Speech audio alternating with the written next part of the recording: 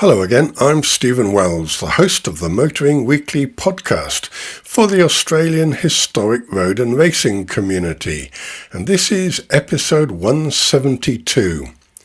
Over the last 30-odd years, I've been a supporter of the Royal Flying Doctor Service, the southeastern section, having travelled out the back of Burke on a motorbike and experienced the remoteness of that part of the country. I did have an emergency beacon just in case I needed it. I've taken car clubs to their amazing facilities out at Dubbo and personally visited them in Broken Hill. The charity, which has been voted the most reputable charity 13 times, has received sponsorship and donations through a variety of automotive events, one being the Outback Trek. And earlier this year they brought that in-house.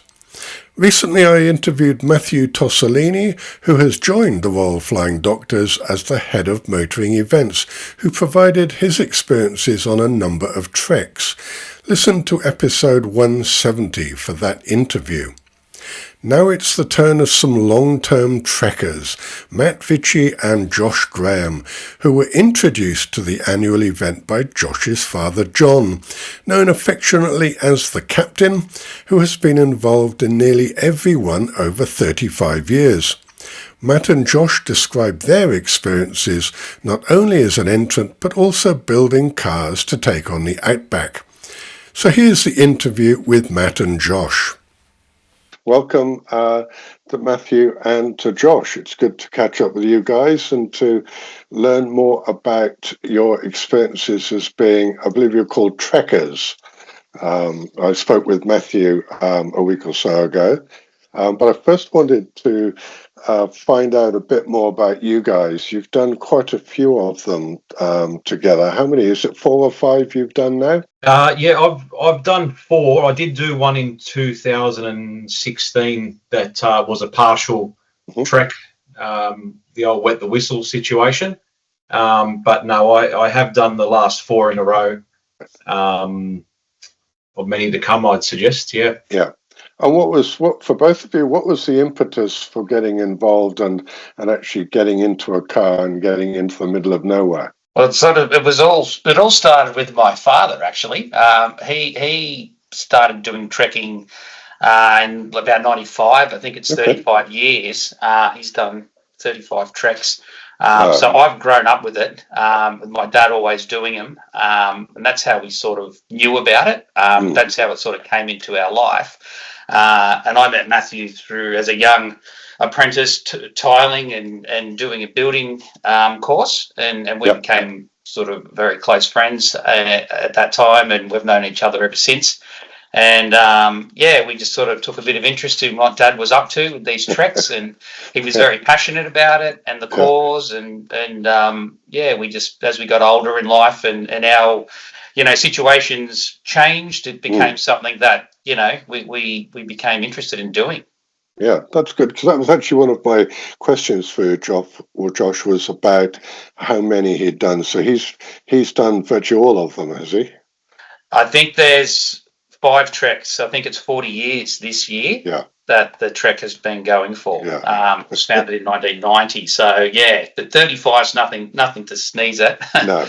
I think he did the Variety Club bashes before this came along.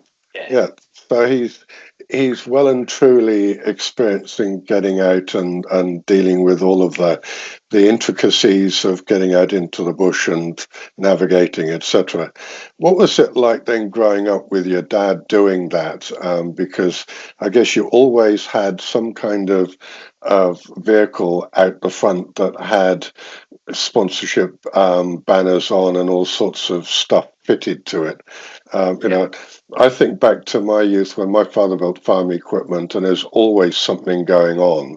What was it like for you guys, having somebody close doing this kind of trekking? It was unreal. He always had these silly cars. Used to take me to formals and things, and all my mates were interested in going to the formal in these stupid cars.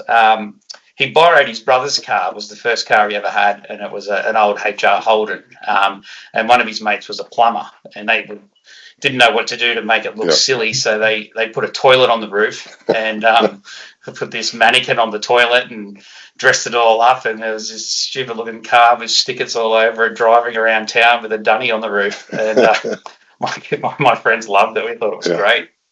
So I guess, Matthew, you got sort of sucked into this world as well through the relationship you had with Josh and his dad. Yeah. So you then thought this was a good plan. I'll join them. Yeah, well, Josh and I met over 25 years ago. And at one stage, we actually lived together when we were studying. So we do have a lot of history. And we were looking at, I suppose John and Bruce and Chris would have been in their 40s maybe when we started kicking around. They're in their 60s, late 60s now. And we as young fellas, we'd look at these crazy guys rolling in, and they'd leave the Penrith region in June, clean shaven and fresh, and come rock back in 10 or 15 days later looking like they've been, dragged through a boiler. They come back with one eyebrow or something like that. And it was all part of raising a lot of money for the Royal Flying Doctor Service. And not just the money, it's spreading the good cheer of the whole thing and the awareness of it. It wasn't hard for us to get sucked in when we got to that moment in our lives when we knew that there was more to it. So like I said, I know Josh did one probably early 2000s, I'd say. 2007 that was. Yeah, so he did one in 2007 and then never got back to it, I think, till about, 22, 23, something like that. What I did with you was the next trek after that first trek that I did as a young fella without you. So my first one was in, like I said, 2016, and I was only supposed to go to the start line, but fortunately I got the bug and became one of those hanger-oners, which I'm not known for, but I was guilty as charged for that moment. And I think I did 4 or 5 days, and actually Sydney was flooding at the time. And we lived, on a river basically. So it was a matter of business needed me. The family probably wanted me around. So I definitely got into it prematurely, but as the business grew stronger and stronger, we really started as a family. My wife and my 2 kids started to really realise what it was all about, and it wasn't just about fun and games, and it was an amazing cause. Then we had full backing and we went full speed. And the last 4 years has been an absolute a pleasure under Bill Patrick's leadership and mentorship to some state, and Josh is an amazing team member, and his father, commonly known as the captain of the trek.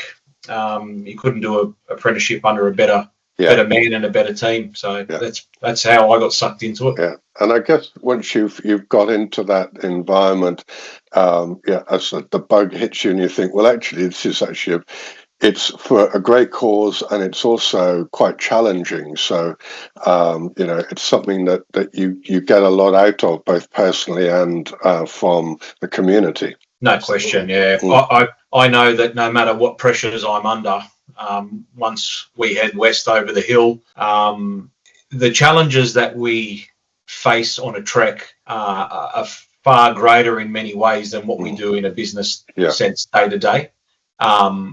You're away from your family. You're in an environment that is not as comfortable as what you're used to. You have breakdowns. You have close quarters with people that you love, but not necessarily spend every day with. Yep. And I can honestly say that I come back 1,000,000% recharged and hungry for more success in my personal and business life. And I'm sure Josh is the same. He can say a few words about how he feels. Sure. Absolutely. No, I hear to what Matty just said. It's fantastic. We're so passionate about getting out there for the cause, but we really love just the time we spend with our friends and meeting the people out there. And it's a real character building exercise, kicking about with some of the older fellas too. And, some of the nights where you're in these towns that are just nowhere and there's nothing there. Yep. Some people are complaining that the bloody steak's a bit cold or tough or whatever. We just couldn't care less. We just love it out there, So well, I think that's one of the things is that you get to realise a lot about yourself and also a lot about the country when you're out doing something like that, and to be put into a situation where there are no creature comforts and you've actually got a work life to be able to keep going, is something that maybe they should make it standard duty for a lot of people so they can actually understand what happens in life in general. Totally. But I want to go back to a comment, Matthew, you made about comfort, because the first car you said was an XR hearse. That couldn't have been that comfortable to go out back in. What was that? What was that like? Look, to be honest, it's actually like a floating lounge chair. I'm not the world's smoothest or slowest driver, so I have a fair bit of air between the road and the tyres at times. The car itself, look, when you think of champion Australians and champion sportsmen and sportswomen and all that, the car 3333 is up there with those. It's an absolute icon. There's no other way to put it. John Graham, the captain, and Bruce Carter and Chris Quinlan, they put that thing together over 20, 30 years of tweaking it, and they built it knowing that it was to have fun and to turn heads and to make kids smile and make parents smile wherever they go. Look, Josh and I have actually taken a lot of that in our own stride. I've built a car of my own. Did its first trek this year. Started the first trek this year, and Josh is in the process of building his own trek car, which will come online more than likely for Trek 27, which will build our team into 3 cars. 3333 got retired. 2024, I think it was. It failed on us for the just ran out of power. That's the first trek. It sort of ended up coming home on the back of a truck. The failures were insurmountable. 70 kilometres out from Thargomindah. Trying to get into Hungerford for the night. So we ended up parking it up there and all jumping in. Yeah. So do you have spares on board? So how do you kit the thing out, knowing that you're going to be going into some fairly extreme environments and some rough environments? So obviously you've got the car set up for off-road use effectively because of the state of some of the roads that you might come across. What about spares and bits? Do you carry some? And have you got a support team outside of what the organisers have? Yeah, absolutely. When it comes to spares, you carry as many of many items as you possibly can think of. Starter motors and stuff like that. They're a must. You have to have a spare one of them. Bits and pieces, tyres, equipment to change tyres, tie rod ends, and things like that. Fan belts, radiator. Fan belts, absolutely. Yeah. Just whatever you can fit in. Obviously, you're limited for space. So it just comes down to, and over the experience my dad's had doing the treks, and particularly in the one car, he knows every little in and out of the car and what fails and whatever. So, absolutely. It's getting harder and harder to get bits and pieces out there in the bush for cars, particularly old cars. So, you definitely need to be well equipped. The good thing about the trek is everyone stops and helps you anyway. And there's some cars there that don't have support cars that have nothing and no idea how to fix their car when they're broken down, and it's just never an issue. It's an excuse for a whole heap of cars to pull over, put shit on you for being broken down and then get you going again. That's one thing. When I spoke with Matthew, he was talking about that camaraderie, and I was saying that I go down to the historic racing, and it's very similar. Somebody might have a problem with a car. Others will come over and say, what's the problem? Look, let's get it fixed so you can get back on track. But you're taking it to the next level by being in the middle of nowhere and potentially having no mobile coverage, maybe a satellite phone or something. You've got to get in the guts of it and figure it out on the fly, haven't you? Absolutely. Yeah. The biggest thing for us, for any trekker on that Royal Flying Doctor Outback car trek, is fixing someone else's car. It's not fixing your own. You actually get a bigger buzz out of having a part that they don't have, or they might have used. They might have done a fan belt and only bought one spare, and you might have something that can be bush mechanic to work. And that's where you're building it. You're building that over the 10, 15 days that you're together.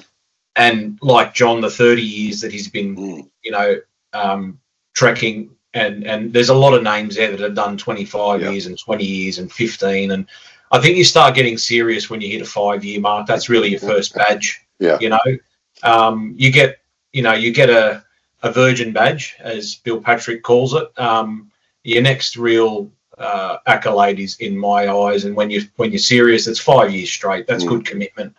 Yeah. And you really, like Josh said earlier, when you're in those little towns and you're sitting down and everything's quiet, that's when you really dig deep and make true connections with the other trekkers and also with the locals. Yeah. I wanted to find out a bit more about the actual team structure. You've got a number of you in the vehicle at any one time.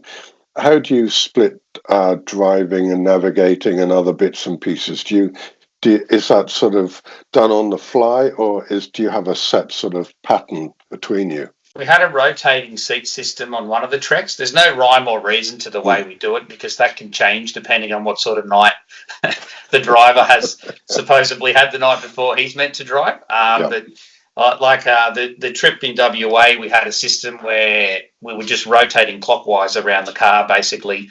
So if you were driving, you were in the back seat the next day. And generally, if you had a day in the back seat, you weren't driving the day after the day in the back seat. So you'd become the navigator the following day. But the roster would get manipulated and twisted around many times if someone was trying to avoid their duty to either navigate or drive. It's a good basis, but yeah. Because that's an interesting question, because you've got a number of skills there. So you've got to be able to drive to the conditions, and those conditions are changing constantly based on where you are. You've also got to have navigational skills to be able to know where you're going, and then I guess you've got somebody in the back seat who hopefully isn't the back seat driver, is just going along for the ride at that point. So there's a lot of different skills involved that people probably don't realise when they look at what you guys do. Definitely. Definitely, even just when it comes to navigating. Very important. And do you get a road book?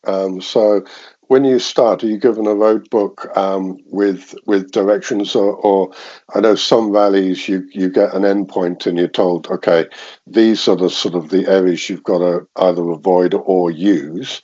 How is it structured? Because I know when talking to Matthew, he said they were doing, up to 3 runs at it to make sure that it was okay and that conditions were okay. As a team, what do you get from the organisers? On the first night, when we sign in, and the Just Cuts host the Cutorama, you're presented with your book, which is your Bible for the trek, and essentially it has a distance and an instruction. So it could be 0.2 RJTL, which is road junction, turn left. There's no direct, turn right onto Great Western Highway. It doesn't exist, and that's the tricky part. It's very detailed, and Bill and the team have done a fantastic job putting those books together with also like a local blurb on the history in the towns that you're passing through, visiting and staying at. But it is technical, and if you pick the book up for the first time, it's intimidating, and you've really, that's when you rely on the trekkers to say, hey, do you want to spend an hour with me at breakfast going through this, or do you want to jump in the car and show us how to do it? And everyone puts their hand out and helps. Yeah. And again, I guess once you've done that sort of the 5 or 6, you become reasonably knowledgeable about what to expect and how to deal with the book that you get. Yeah, things change along the way too. That's the other thing. If you haven't got your wits about you, they might, set up a control somewhere to try and tell people, hey, we're not going that way anymore. Ignore that on your book and go to the next point and stuff like that. And if you run a bit late, you might miss that message. Yeah. Or some of the things, like they might have surveyed it when it was dirt road, but it's now bitumen. So you think, where am I? Yeah. This is meant to be bitumen. This is meant to be dirt, and we're on bitumen and stuff like that. And you start questioning, were we meant to turn back there, and all sorts of things like that. It makes it interesting, makes it fun. Wet weather certainly creates the largest spanner, because it's obviously about road preservation for the locals as well. Yeah. We're not out there to send 200 cars through, their normal track, route to school or stop routes and cause damage. So the organisers are extremely conscious of that, and they will always do their best to create alternate routes where it might be drier, or temporarily we might have to travel on bitumen and then get back onto a section that hasn't been so heavily affected by the inclement weather. Yeah. Okay. I wanted to sort of move on a bit, because you moved from a hearse to an ambulance. Was there anything in between the hearse and the ambulance? And what was obviously you said that, the XR had better days, as it were. What was the theory behind getting an ambulance instead? Well, it was the dream child of my little brother, actually, who decided it was time to break away with his mates and build his own car, which was the best thing he ever did. He just wanted his own ideas. They wanted to create something unique. He wanted plenty of space. All the things that he didn't like about the XR, he put into this ambulance, basically, which was room and comforts and things like that. And that was basically all it was. They just came up with an idea. They saw that thing on the side of the road, and away they went. They built an incredible Trek car. Put a lot of good things in it, and it's a really well-built car. But we definitely can't be taking any credit for that. The First Aid boy is a dream. Is my brother and his 2 mates. So what did you guys went to an F350? Yes, that's right. So we finished up the Trek in 24, coming off the back of First Aid being such a great success. With like Josh said, you've got Luke Graham and Ben White and Simon Jones. That's the soul of that team. Well, we are one team, obviously. There's 3 cars. There's the captain and Quinny and Bear, and as the roaming support, we'll call them. Quite lightly we'll label them that. Then there's First Aid with those boys, and then in Special Forces it's myself, Josh Graham, and Darren Jones. And it's an F350 92 model out of the States, and it's wrapped in Army tactical print, and it's got big exhaust flamethrowers and a high Yankee lift kit on it, and it was a huge rush to get it to the start line. The actual engine that was getting built for it is still not complete. So 3 days out of the 2025 Trek, I actually bought a full complete F350 show car, pulled the motor out, and Darren Jones pulled his sleeves up along with Kevin, and a mechanic, and a few cameos, and we actually put that motor in and got that car running in the last 24 hours prior to the Trek. And it was literally, do we tilt tray it to the start line, take some photos and park it up for next year, and we said, no, we're Trekkers, we're getting in it no matter what. And how long did it take to build the car? It should take 5 years. It took us about 4 months. It should take, a real Trek car should take two years to build, and that's not full time, obviously, but it's 2 years of you pushing it, because businesses businesses need to be run, and then other businesses that are working on the cars look at these cars as if these guys have got time, there's no rush, but it really sneaks up on you. 2 years is a good time frame, 2 to 3 years. It gives you enough time to have enough barbecues with your mates and talk about what you want to do on it. But we actually started the build in February. So February. So it was February, March, April, May, 4 months. Yeah. And I pretty much have shares now in all air freight out of the States off the back of it. Yeah. And what about so you've got were they actually released down here as a model? So do you have local parts, or do they share parts with local vehicles, or do you have to bring most things in from the US? Look, the short answer is needle in a haystack in Australia. I went against all Trek protocol, which is buy something common. It's not me. I don't do common. I went for something that was pretty cool, and it will continue to grow along the years and refine itself like a good wine. But no, I did buy a full set of spares from the States. So I carry spare shock absorbers, diesel injection pumps, injectors, like literally it's got a great tray on it for storage.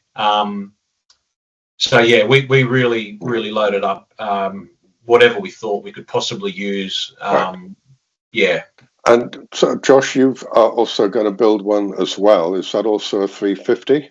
It's underway, It's the 350 that Matt bought purely for the motor, and had an S350 left over. And after spending a bit of time in it, fell in love with it. Thought that's a really good baseline for a Trek car. And I was inspired to try and turn it into a concrete truck, because my business and my career has been focused around concrete plants and sand mining as well, but just particularly the concrete trucks. I drove them when I was younger and ran a concrete plant for many, many years, and just had an idea while I was cruising in some of them outback roads, and just thought I'd put a little agitator on the back of this thing would look pretty cool. And that's my plan. I'll take a couple of years to put it all together, but I'm gonna repurpose the F350 that Matt bought and turn that into an Agi Trek car. Yeah, so I think, did you say earlier, 2027 you expect that one to be on the track? Absolutely, that's my plan. Yes, we've sort of started making progress on that car now, and 2 years is a comfortable time frame for me. I don't think I'm going to try and challenge Matt with his 4-month time frame to put a car together. I value my sleep and the time with my family and my marriage. So, Stephen, 2027 is a bit of a pivotal year for Josh and myself. Both of our sons will be 18 in 2027. So we've vouched to have both of the F trucks there and first aid, and they'll do a 1 year cameo with us. They won't be ready at 19 to come back, but that's the goal, and that's our pledge to our boys, that we said that when you're 18, we would love to take you wherever Matt Tosolini and the Royal Flying Doctor Service takes us around Australia in that point. So it's becoming a bit of a family rite of passage. That's what it sounds like. Yes, certainly. Which I think is great. Having that family commitment and going down through the generations is such a great thing to see, because you're instilling those values on your folk, and that'll just keep going for decades afterwards. And I hope they enjoy that experience with you out, and you haven't scared them too much by what you get up to. No, it's pretty mellow. To be honest, our families have been quite blessed in the way that there's a Gormo Gormo and his team run the Big Dog 9K9, and they one of their largest forms of raising money for the Flying Doctor is to do their own mini trek, like a mini bash, and it runs for anywhere between 3 and 4 days, but most people extend their stay a day before and a day after. And our family's done that. Daniela, my wife, and Gabriel and Angelica, our 2 children, have done that continuously for probably the last 8 or 9 years. So they are trekkers in a way. They're certainly mini trekkers. There's no doubt about that. And Josh and his family have joined in the last few years as well, and got the bug. And having our own trek car. So previously, I'd just taken our four-wheel drive to the mini trek. It's not necessarily a trek-based car, but yeah, Special Forces will be there for the 26 mini trek and with the family, and then as Josh gets his concrete trek car going, his family will transition into that. Yeah, absolutely. I've also realised that you've probably seen more of Australia than most people. I think you've probably been to every state and territory, haven't you, so far? Other than Tasmania, in a bash. On its way. And I do hear that next year's is ending in Tassie, so you'll check that one off too. Absolutely. That's the plan. We get that out of the way next year in Maddie's car, and definitely keen to do it the year after in my car. Another thing that's really particularly exciting about my car is that the fella that's building it for me, my eldest son is doing his apprenticeship with that fella, working on that car as a heavy diesel mechanic. So he will know it quite intimately after a couple of years building it, and that's definitely got him interested and wanted to come along and spend some time in it on an actual trek to see how it goes. Well, yeah, I said if he's helping to build it, then he'll know it inside out, which is good for you, because then as you do experience any issues, he can get in and help you out. Absolutely, because wall and floor tiling and building and construction and concrete haven't assisted my mechanical knowledge with trek cars, unfortunately. And that was one of the things I was going to also ask you about, was that camaraderie, because Matthew was saying that there were, I think, 50 new teams on this year's trek, and it seems to me that you've got a lot of, like the captain, people who've done it, for many decades, but you've also got new folk coming in, experiencing it and getting a feel of it. What's it like in the evenings when you've got to the destination?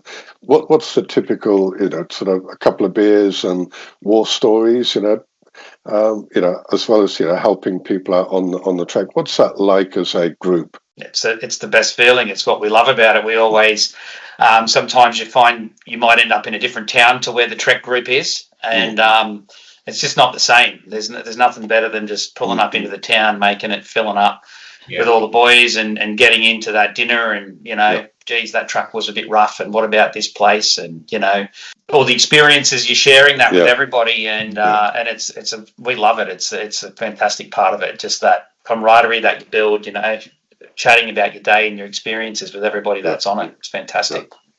Yeah, also interacting with the people that are hosting the dinner. So it could be the Country Women's Association, local charity, local school, local hall, with just a group of business people that are from the area, and I think that's a huge highlight. You get to hear their stories as well, so not just the trekkers, but they become part of the trek family. And if you're ever thinking about taking a holiday in any of those destinations with your family, then you have friends ready to go in that town. And that's something that you can't go online and purchase. And what advice would you give to someone who's thinking about becoming a trekker? I would hope that somebody listening to this podcast will click through to the links that will be in the podcast detail, will look at the Outback car trek and think, I want to know a bit more about that. Would you have any advice for somebody who is thinking about getting in and having a go? Yeah, stop thinking. That's pretty basic advice. Stop thinking. Get out there. Come and see the Team Cockroaches on your first night. We're always ready to spend some time with good people. It's pretty basic. Stop thinking. Just get into it. Don't be shy. Everybody there is extremely successful in their own rights, and it's anyone that's part of that is successful just because they're participating in that event and supporting that charity. It's not a monetary thing. It's not a status. You're successful if you're giving back to this country. That's the biggest reward you can get as an Australian, is to make Australia better by supporting it. and getting out there and getting amongst it. And that's my advice. If you care for your country, then get out there and do it, because you won't see better places. The Royal Flying Doctors opens doors to experiences that money cannot buy, and gives life and hope to people that don't have it. So there's nothing to really think about. Yeah. I was saying, Matt, I used to do Ducati Turismos where we wouldn't go out back, although I did go out on past the back of Burke on a bike to experience it. But one of the things that I learned was that when you're going into regional communities, they not only appreciate the fact that you've come to see them, but you're also putting in a lot of dollars into those communities that they wouldn't necessarily get by purchasing fuel and food and accommodation and other bits and pieces. So you're really helping people in multiple different ways by getting out into the trek and going into some of these remote areas that would, as you said, you make friends by doing it, and they appreciate what you're doing. So for me, going out and, admittedly it was all sealed roads that I was doing, but you do get an appreciation of how big the country is and how other people live. And you then understand what pressures they're under because you can see it. Absolutely. And it is fantastic to see the support in the local towns and the communities, and even just hearing the stories, Stephen, that they talk about the experiences with the Royal Flying Doctor and how they've affected them. And some people are very passionate, want to give you money to put towards it. And you get that. It's a real eye-opener. The lack of medical support out there and what this organisation does for people that are out there. Yeah. It's been great to catch up with you guys and learn a bit more about the life of a trekker when you're out in the middle of nowhere. I'm looking forward to hearing more about next year's event and the start and finish, and to see what's going to happen. And I'll actually try and get down to the start, I think, next year, because I think it'll be good to interview people on the fly, as it were, as they're about to head off on their trek. Thank you for your time. It's been great to talk to you, and also thank you for the work you've done for the communities out in the middle of Australia, and thinking about your fellow citizens. Thanks, mate. Pleasure. Thanks for having us on. Thank you. Take care, guys. It was great to chat with Matt and Josh and learn more about their experiences and enjoyment of entering the Outback car trek. As we discussed in episode 170, the Outback trek has been run 35 times since 1990 and raised over $37 million for the organisation. And it's a great example of how communities can work together to improve lives. If you would like to donate or register for next year's trek, head over to the web links in the podcast detail. Whatever you do will be appreciated by the communities in regional and remote Australia. The final interview coming up in a week or so is with Dr. Guy Hardwick, who attended this year's trek as part of the medical support team. Now, don't forget to subscribe to the podcast through your favourite player, whether it's Apple, Spotify, iHeartRadio, Audible, Samsung, or maybe YouTube, and get the episodes delivered as they're published. Or you can simply subscribe to the website, motoringweekly.com.au, and you'll also get notified when a new episode is published. And you can listen to all the episodes there or subscribe through a podcast app for simplicity. Before we finish, a little plug for 2 international podcasts that I've connected with recently. The British Touring Car Championship podcast helped to plug Motoring Weekly to British audiences last month as part of the Tin Top Tuesday Race Roundup show. In addition, I've shared some of my content with Elizabeth Blackstock, who hosts and produces a podcast called Deadly Passions, Terrible Joys, where she describes some of the intriguing history of American racing and Formula One. And both podcasts are great to listen to. I'm Stephen Wells, and you've listened to Motoring Weekly, the podcast for the Australian historic road and racing community.